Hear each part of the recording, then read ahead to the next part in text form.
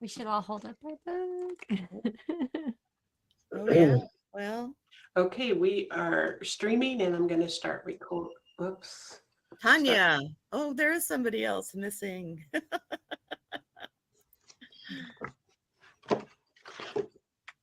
Oh, 2 copy. Yay. Lynn bought 5 copies. I bought 10. I've already given some away. Oh my gosh. That's awesome. All right. Well, welcome everyone to this beautiful presentation and an author showcase of the magnificent Toni Gitles. Yeah. We are celebrating today the launch of this fabulous book, 21 Mistakes Caregivers Make and How to Avoid Them. Such a beautiful day. You know, this has been way back, Toni. It seems like it's been almost a year, but actually it's like having a baby. So we started sometime in December, and here we Yeah. are today with this massive celebration of this beautiful book. Toni, introduce yourself and tell us why you want to bring this book to the world. Okay, thank you. I'm Toni Gitles. I'm coming to you from Orlando, Florida, and I am a caregiver consultant and educator. I've been educating people my whole life in different areas. I took care of my mother for 14 years, and that's what started my interest in caregiving. Well, at first, I was overwhelmed, just like many caregivers, and needed to get control of the situation and find resources and figure out how to care for my mom. And it turned out to be an 11-year experience with her in assisted living, but I was a 24/7 caregiver. I didn't know how to turn anything off. I was just always on edge, always waiting for the phone to ring. I visited her almost every day for 11 years. I had some communication with her. And it was those times are so trialsome, you know, because you don't know how to really what the resources are about that are available and all the stress that comes along with watching the progression as the years went by. So this book, we're delighted, and she's got phone trouble, so we'll All right, I'm going to turn this off. awesome. Lois, how did you happen to get involved with this whole book project and with the work that Toni brings to the world? Well, Toni and I met in another mentorship program that we were both in, and then we connected there, and then I had an event, and she signed up for my coaching. So as a spiritual coach and artist, I help people really take a look at things in a spiritual perspective. And then she said she was, we were both planning to write a book. Congratulations, Toni, because my book is still pending. So yay, Toni. And and as we talked, I have my parents who are now passed away. They I always said to Toni, man, I wished I'd have had some of these tips when because it's been 7 and then 20 years in between, and I just felt like had I known some of this or had help, it would have been such a different journey with me.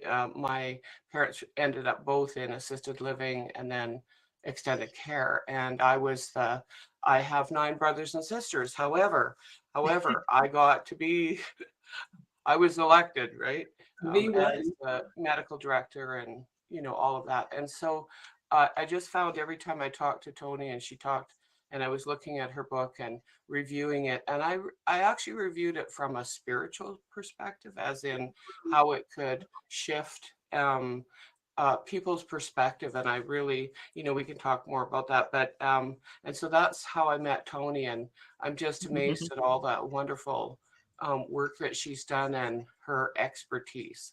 And I know that it's way more far reaching because us as baby boomers, we're kind of going, what do I want as a caregiver, right? And how am I going to help that process?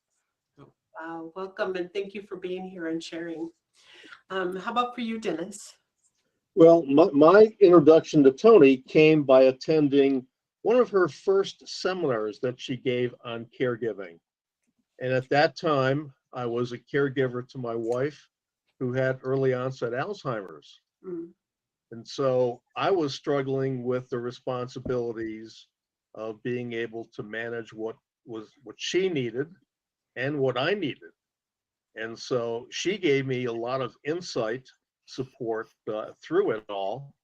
And we actually became friends through recommendations for getting her involved with dementia friendly cruising and becoming a public speaker on the cruise ship, which now we both do as partners. Wow. And so that has really expanded a role that professionalizes both of us. But Toni and I have been partners now for a couple of years. And needless to say, I've read numerous versions of her book, giving insights, rewrites, red lines, suggestions that sometimes she takes and other times she's making her own decisions. But I'm very, very proud of what this book does. And I'm excited to share this with so many of the groups that I participate in. Thank you for sharing. And you've been right alongside her through so much of this, and being able to do the things that you do, the dining for people like in this position, the cruises. What an amazing, beautiful work that you're both doing. And thank you for that. We so appreciate it. Yeah, we've made our community more dementia friendly through it all. Yes. And that's a perspective that Toni gained experience in, and I just gained her expertise in putting together materials, and we've done that together, and it's really exciting. That's awesome. Teresa, what has been your role in this, bringing this to the world? Well, oh my gosh, I've had so much fun working with Toni to help bring this book to fruition, to put in the hands of caregivers. And I just want to say, Toni and I first met, we're both certified caregiving consultants and educators. And I met Toni at a conference in Chicago where she signed off on my presentation that I was doing to become a certified caregiving educator. So we were already consultants. And so that was an exciting time. And I think it was 2018 or 2019, Toni, I don't remember, but since 2019, since then, we've just been friends and colleagues and work closely together. And as caregiving coaches and consultants, it can be a lonely space, just like being a caregiver. So having Toni there to, just work with and kind of run things by has been tremendous. And then when she was writing this book, I just wanted to support it and actually started a business, Wandering Digital Media, to help with the graphic design and sort of the web design and some of the promotion. All of that has been just an amazing, fun experience with Toni. So it's been a journey in and of itself. And I couldn't be happier that today is the launch day. So yes, yay, Toni. And this book, I think the reason I'm so excited is this book is going to help caregivers. It really is going to help them put that on that path to feeling better and feeling like they've got this and they can navigate their journey. Very cool. There's so many moving parts behind all of this, that bringing the work to the world. And it is way more than just the book. It is everything that goes along with it, and the media that Toni's been able to procure as a result of getting it out on social media, getting the attention that it needs, which is so very, very important. And last but not least, we have Lynn. Lynn, what has been your role? Well, yeah, like what you just said, Becky, is so true. Like all the moving parts, I was just thinking that too. Is you have a book in hand and you think, oh, simple, a book, but you introduced Toni and I just in December 2022. So like you said, 9 months to give birth to this beautiful book. And coincidentally, Junie Swadron, who is unable to be on this call, was the book coach, writing coach for Toni. I mean, what a small world, because I've known Junie, we met like in the 80s or something on the West Coast, right? So anyway, that's amazing. And I'm an editor, a collaborative editor and writer. I live in Canada, and this has just been such a great joy working with Toni on this book, and meeting Teresa, and Becky has been, doing all the behind the scenes that only a publisher can do, which is fantastic. And Dennis, I've been aware of you peripherally, and Lois, I've heard of you and read your beautiful recommendations. So it's been a real team effort, and it's so delightful to have this in hand. And I've been sharing it. There's a lot of people I've been wanting to share it with, and I've been in the caregiver role. I'm sure I will be again. And I've just been waiting months for this to be in hand, because it's such a valuable guide, and like Jack Canfield says, it's going to save people a lot of heartache. And I've given it to some people already who are thick in the caregiving role right now, and they're just going, "Thank you, this is awesome." So thank you, Toni, and thank you, Becky and Teresa and Dennis and Lois and everyone who's listening, who's involved. It's really a pleasure to be here, and congratulate you. Thank you. It Well, is let me go back and finish the story Yeah, right. of how it started. My mom was actually pretty healthy when I started, when I moved back to Florida to be with her. And she was 86 at the time. And you get these ideas in your head that she's old. My goodness, she's getting older. How much time do I have with her? So the move was an easy decision. And for a couple of years, she was healthy. I really wasn't, I was consulting at the time, but I wasn't time consuming for me. My goal was to be with my mother and enjoy the years we had left. And then she had her health crisis when she was 89. She was in the hospital for almost a month. We didn't know if she was going to live or not. The neurologist said to me, if she does survive, she'll never live independently again. Well, that kind of scared me. I certainly wanted her to live, but I started, all sorts of questions started going through my head. So she did survive and lived to be almost 100. She was a couple months shy of her 100th birthday. I wound up putting her in assisted living because as an only child, it was just really difficult to be with her 24/7 and manage that. When I left the hospital, though, I didn't have any resources. There was no guidebook. Give me my caregiving manual. Give me some resources, because you just told me she's never going to live independently again. And I'm not sure what my first move is, except to go move in with her. So this is really, that was 20 years ago now. Oh, wow. Or almost 20 years, about 16 years ago. And so that the thought was in my head then that we needed resources. The hospital needed to be giving out resources. Caregivers needed help. And I really did feel isolated. I didn't know any caregivers at the time. And no, because nobody was talking about that they were caregiving. They were everywhere. They were all around in the community. But I didn't know who they were or that I could talk to them. I didn't reach out to them. So, and in the consulting that I'm doing the last 5 years, that's what I'm learning. People don't know who to contact. People don't necessarily have a good friend they can talk to about it. Sometimes the siblings don't want to hear about it. Like your position, or Lois, there's so many siblings, but you're the one that's got all the responsibility. How do you bring them in? So I really wanted to give something to caregivers, beyond the coaching. The one-on-one is great. The support groups are helpful. Everything I'm doing in the business is helpful, but I needed something written to share with the world, and to maybe get this into the hands of hospitals and doctors and, people that can give this book out to the caregivers.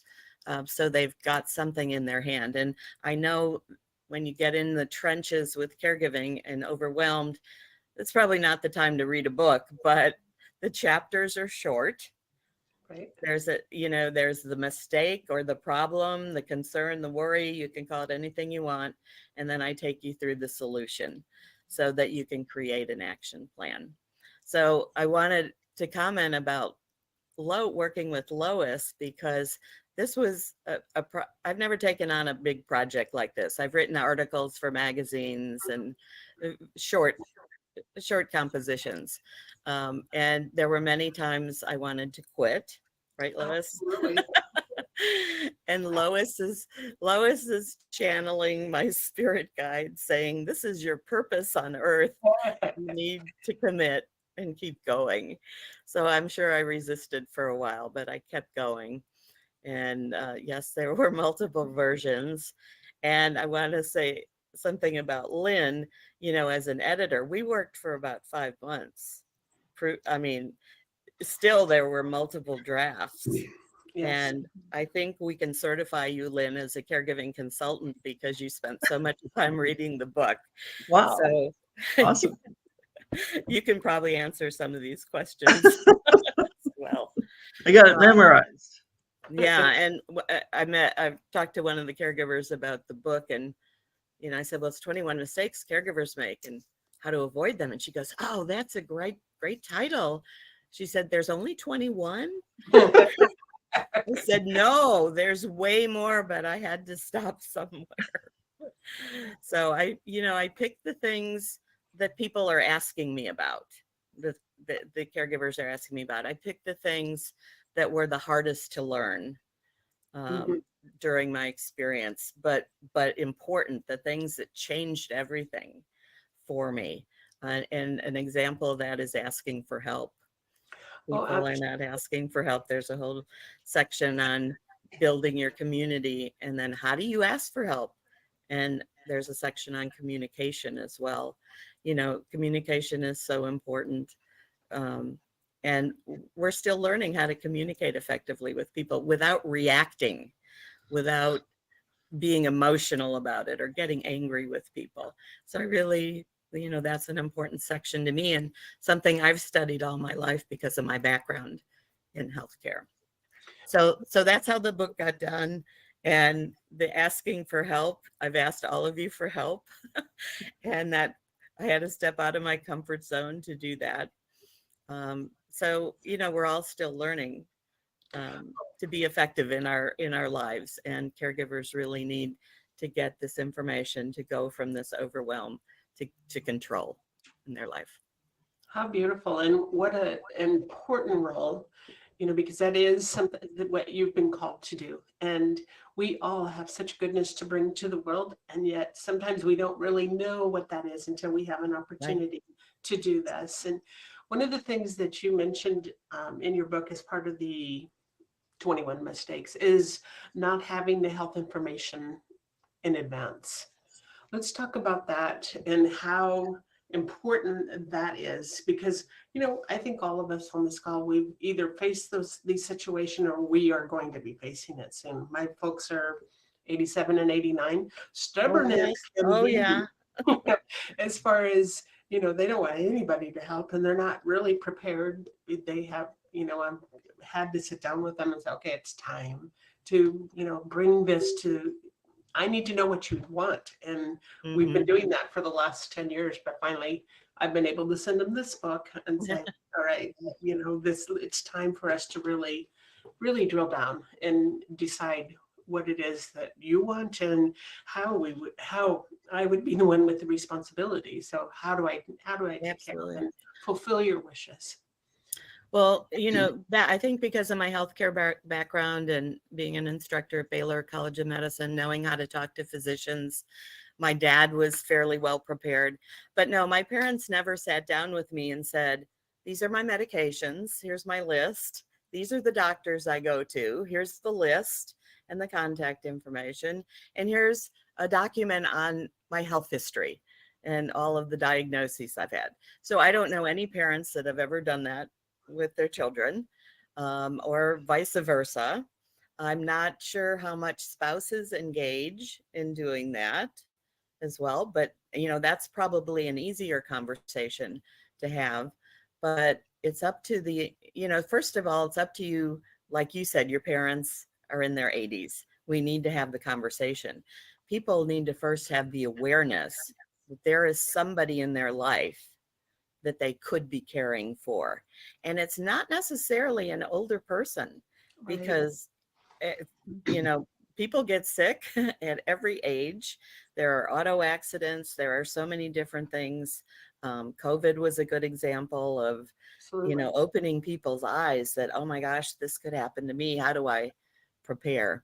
So those are the conversations to have. And in the book, I suggest that the medications go on a list, that the health history is documented. And it could be written out. It could be in a book. It could be in a blank notebook. It doesn't matter how the information is organized as long as the information is there. And then the physicians. I started going with my mom to all of her physicians so I would get to know them. And this was when, you know, they were 6-month checkups. She wasn't necessarily needing care at that time, but I knew where the doctors were, who they were, what they did, how long they knew her, contact information, and they knew me. And I think that's the important thing. They knew mom had somebody that was going to take care of her. And not all of the doctors had privileges in the hospital where she wound up. So that was another issue that I had no idea, you know, Right. it just wasn't in my thinking at the time. So she had a lot of doctors that never saw her for follow-up because we went back to the other doctors. So one of the things that was difficult at that time was managing all of her medical records and sharing them with different doctors because they weren't part of, you know, an organization. Now things have changed quite a lot, and but we have Orlando Health, we have Advent Health, we have healthcare systems here, and the doctors are all part of, you know, you can see a doctor that is part of that organization, and there is a patient portal. There's a website. I don't know about Canada, but Right. a lot of it in the United States, we can communicate through the patient portal. We can set appointments. We can get our test results. But I was going around to medical records at the hospital and having them Xerox, you know, hundreds of pages of information so that I knew what was going on. So it's a lot easier now, but you need access to the documentation as well. So those are things to collect and gather, and then to be prepared to take that individual to the emergency room and have the documentation with you, so that you can answer the questions quickly and they can get admitted easily. So there's checklists. A lot of the book is checklists to make it easier for people to gather the information together. That's beautiful. And I know my husband and I have even started a notebook with this type of information, because we never know. You could be tomorrow, you know, that something happens to one or the other of us. So is the preparation and how kind it is to do that for each other, you know, how important and vital it is to really have that consideration so that the one that is put in that position to care really knows what to do, and that can help alleviate some of that stress. Thank you for sharing, Toni. For you, Dennis, you've worked right alongside. You and Toni are partners. What is the main piece in this book that has really struck you as you wish you would have known, could have done it differently? Wow. Which mistake did I make the most in? We all make a lot of those. So the true benefits that I gleaned from this book is being able to zero in on an issue and target and look at the questions that are being raised and look at the suggestions and guidelines for making checklists worthy and workable. That was helpful. And Toni was very helpful to me as I was taking care of my wife, of being able to assist in some of that, the doctor's visits, the medical attention, the patience that I needed to have, which from a perspective of a man who cannot fix a disease is difficult. And I work with other groups too that I'm excited about taking this book to share with my support groups that I facilitate, and with all of the experiences that we're engaged in for both dementia-friendly dining, dementia-friendly cruising, and even family, because this is really going to be helpful beyond just the wheelhouse that I operate in, but being able to support this as helping thousands of people is really where I think the benefit's going to come. Beautiful. And Lois says the role that you played is kind of that intuitive that can understand and pick up as you walked alongside Toni in the bringing of this fabulous book to the world. What were your key giveaways and moments of where the light bulbs kind of went on and said, "Wow"? There were a lot of light bulb moments, but I really resonated with the chapter on love, right? Understanding love and how we take things for granted. And I mean, all of this feeds into that in terms of, I remember a mentor, a spiritual mentor of mine saying, the best thing you can do for your partner is to have all your stuff in order, you know. And I went, wow, like, and that was, 10 years ago. And I'm thinking, I don't even know half the stuff I should know, right, about my partner, like what their requests are. And we've written, we have everything in order, but yet not. Do you know what I mean? Like we didn't have down to all of this. And so but I think what the chapter on love kind of brought to light was that during the time when I was doing a lot of the caregiving, from a distance, but still being the one, is that it kind of took away, because I was dealing with the crisis, right? It was kind of like constant crisis, and the issues. It took away that sort of that relationship of being able to just have that pure love, for your parents and see them age and, all of that, because my mom, was 72 when she departed.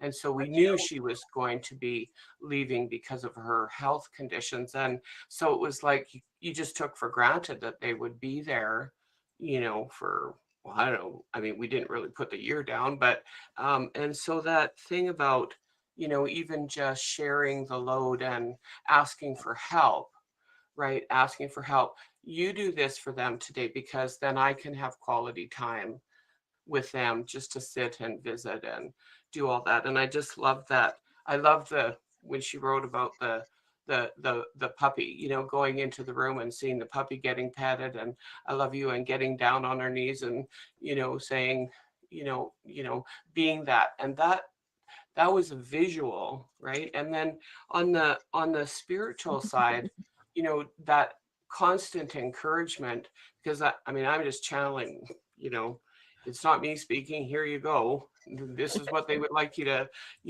push through and persevere, but also that asking for help, and she did.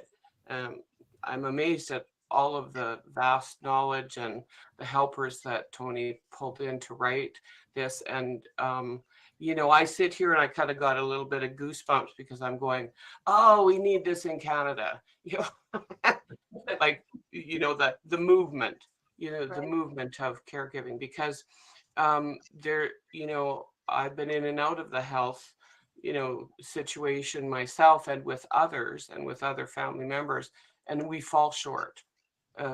There's many places that fall short. We're working on it, like the digital records, being able to share the information and all that kind of stuff. But we kind of fall short when it comes to, here it is, we now put them into assisted living, and now I don't need to do anything. Like as a family member here, I can go visit them once a week or whatever, but we fall short of really what's happening in their life. So yeah. So much more to say, but I'll keep it at that. I think the hardest, we just lost in the last year, we've lost both my husband's parents. And the hardest part is when you go to be there with them and they don't remember you at all. And how difficult that feels to, like who are you? What are you doing in my room? You know, type of thing, and how hard that is because and even knowing what to do and what to say, you know, so you try and talk about things from the past and that they might remember. And my father-in-law used to just break out in a song from the 1930s and then look at you and say, who are you? I don't know you, get out, you know. So it was Yeah. just really hard, you know, to really be able to know, what do I do with this, you know? Yeah, and you know, I found myself in various situations, you know, especially reading, you know, the book and going, oh yeah, I always really, as I read it, I'm kind of going, oh man, you know, that would have really helped Yes. for this specific, you know, situation. But you know, my mom had some of that, you know, dementia. She would kind of come in and out, and she would, I mean, let's face it, she had 10 kids' names to remember, right?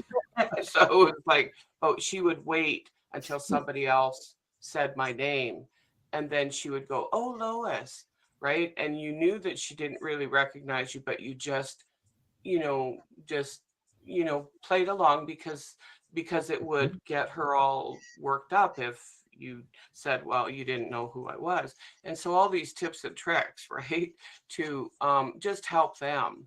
And it also gave me the one thing really is to think about how what would I want my caregiver to do? Like how would I want, because we assume we assume our children or our person that might caregiver that they should know that they would know what we uh need or expect. No, It's not the no, case, is it?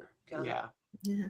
So this kind of resource manual, and that's why I say this is a resource manual that really I would love to see it. I think at one point I said to Toni, I would love to see it in the schools, Yeah. in, you know, in the even the senior high, but maybe even the junior, so that Mm. they could start understanding their grandparents, you know, and you know, dealing with, because a lot of their grandparents are at that age where, or their great grandparents are in that age group and of that condition, you know, different conditions, and they go in and they're kind of nervous about just even being there, and they don't know what to say They're or do, uncomfortable. and Yeah, you know, would not be helpful, right?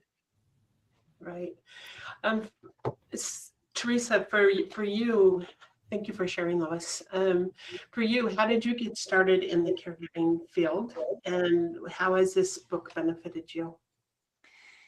Yeah, so I cared for my dad for 7 years, and he passed in December 2020 at 99 years old. So same age as Tony's mom. And, you know, like Tony, you know, I went through that period of just feeling completely overwhelmed and felt like, you know, it didn't have to be this hard. And that's how I started helping caregivers. I started connecting them with resources, and then I started to work on also helping them with things to manage the emotions. And so reading Tony's book, I'll have to say, oh my gosh, there's so much I could say, but let me just say the chapter that I was in tears over was the one on just like Lois, celebrating or, you know, love and celebrating without having to have this big event to celebrate, but celebrating our care recipient just every day. And so that when I read it, I was glad that I was able to do that toward the end of our care journey. But, you know, it was definitely challenging in the first few years. And I wish that I had had Tony's book. I wish I had read that. I wish I had connected with that sooner. So that was very, very special to read.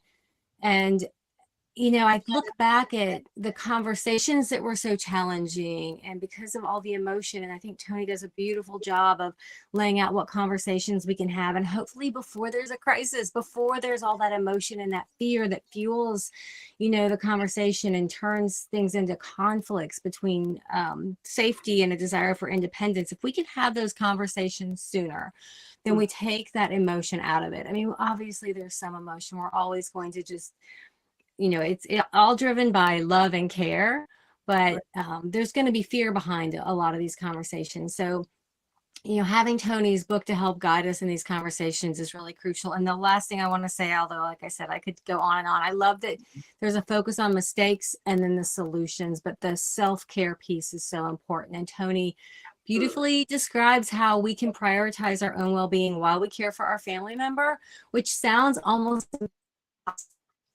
impossible. Uh-oh. Oh, Oh, we lost her. Oh, we'll let her come back and we'll circle over to you, Lynn. And you have mentioned that you had Myself. been in a position of caregiving at a certain point, and you probably will be again. We'll come back to you, Tony or Teresa. What is your wish you had had? Yeah. Aw. what is my wish? That you had had in those caregiving responsibilities. Yeah, so many thoughts. Lois, you had mentioned, thank you, Becky. And Lois, you'd mentioned about, what we would want. And I think it's similar, like everybody else is going to die. Everybody else is going to need help, but not me. Right. And so I think working on this book with Toni has really helped me to look at that more realistically for myself. And a neighbor, in the middle of the editing, my neighbor who's 92 is calling on me. I've advocated and helped elders like since the 80s, friends, and then more and more longtime family friends and relatives. And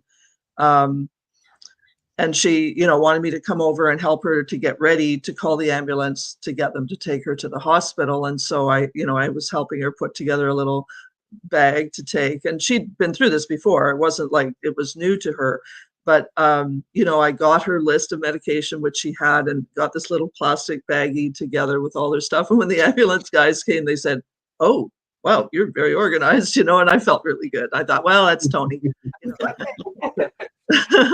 But so that's just a recent example. But yeah, like my aunt had dementia, and her sister, my mom, had Alzheimer's. And so I was quite involved in different ways with each of them, advocating and helping and coordinating and communicating with doctors. And I've been to lots of doctor's appointments with longtime family friends. And so it's just, I think the big thing is that it's just so great to have it acknowledged, that this is a real role, and to have this kind of a book, like Toni, that it's rare to find something so comprehensive. And so I would have loved to have had this over the last 30 years, and I'm really honored and touched to be able to share it with people, because I see such a need with peers and other elder neighbors here who are just they're going into this vacuum and they're not asking for help. And now I have something that I'm putting in their hands and saying, here, and I can anything that they say, I can tell them, like I know the actions to suggest, so it's just wonderful. And with my aunt, Lois, again, you were mentioning about going to visit, and and the what to say. And the thing is that with my aunt, I remember one time going, this was a decline over years. And I remember going one time and just kind of having a little breakdown, just thinking, what am I doing? Like, is it even making a difference? What's it worth? And one of the nurses at the home where she was, said, "Lynn, a lot of people here don't have anybody coming to visit, and you're showing up, and just really just knowing that it did make a difference, and the people noticed, and they knew the difference that it made." So again, like everybody else, I could go on, but that's a short form. Yeah. Well, I'm glad to hear that you all realize the book is valuable for yourself right now, because I do have a care partner. I do need care because I have several issues going on that require a neurologist, an oncologist, and a few other doctors. So I'm already in that position where I'm utilizing my book to make sure I have my ducks in a row. But again, at any age, this is what I looked at this book. It's like preparation for life. It's like, it's wisdom that I've gained over decades of living and experiencing and interacting with people. So it's applicable to almost anybody. It is for caregivers, but when Lois, you mentioned the chapter on love. That was one of my biggest aha moments in the book, and I had, or in my caregiving experience with mom. And mom and I always got along well. She was a good person to take care of. She was easy to take care of. We hardly ever argued about anything. She trusted my judgment. We had really good conversations, including many conversations where I asked her questions about her life and learned about her. You go back, you live with this person for a while, and then you go off on your own, and they have a life, and you don't really know what's inspired them, what they've learned, what they'd like to pass on. But that situation, I was in such a to-do mode and so worried about getting her the best care and paying attention to what was going on at the assisted living, that I was in this mental space all the time and not much of an emotional space. And when I went over to visit her with our doggie, our little 7-pound Maltese, she was sitting in her lazy boy chair, and the dog always runs across the floor and jumps right in her lap. And my mother just started cuddling the dog and kissing the dog and loving on the dog. She didn't even see me in the doorway. She was like focused on the dog. And I'm standing there going, that's what's missing. She's not loving on me anymore. I'm not loving on her. We're not giving and receiving hugs. Mostly she had mobility issues. So she was always sitting in a chair most of the time, or walking with her walker. And I was afraid she would fall over. So, I had to reimagine how to give love and receive love from her. And so I crawled over and I said, "Pet me, mommy, pet me." And she laughed and she petted my head. And in that moment, everything changed, because we need that physical connection. We need, and we had told each other, "I love you." We're always telling each other, "I love you," but it was different now. It was like, we need to connect, mom. We need to be face to face, eye contact and talking. And, my body just filled up with, I don't know what was going on, what filled up with love. I just felt these palpitations, and I went, wow, this just does change everything. And I realized everything that I did for her was an act of love. I was no longer a victim, somebody that had to take care of her because there was nobody else. It just changed my thinking. And when, I became this person that was giving to her out of love, it became so much easier and less stressful. And, I've heard from people recently, well, I don't love my mother, yet I have to take care of her. I said, well, find a way, let it in a little, take baby steps. And, there's resistance there. And if they don't end up loving their mother, then that's their choice in their experience this lifetime. But I really believe we are here to give and receive love and to help others. And so that it is the last chapter in the book, but it was my biggest aha moment. And, the other thing Lois mentioned, this spirituality connection was something I really dismissed. I didn't incorporate that. And I've never written about spirituality or religion before. So it was a difficult chapter to get down on paper.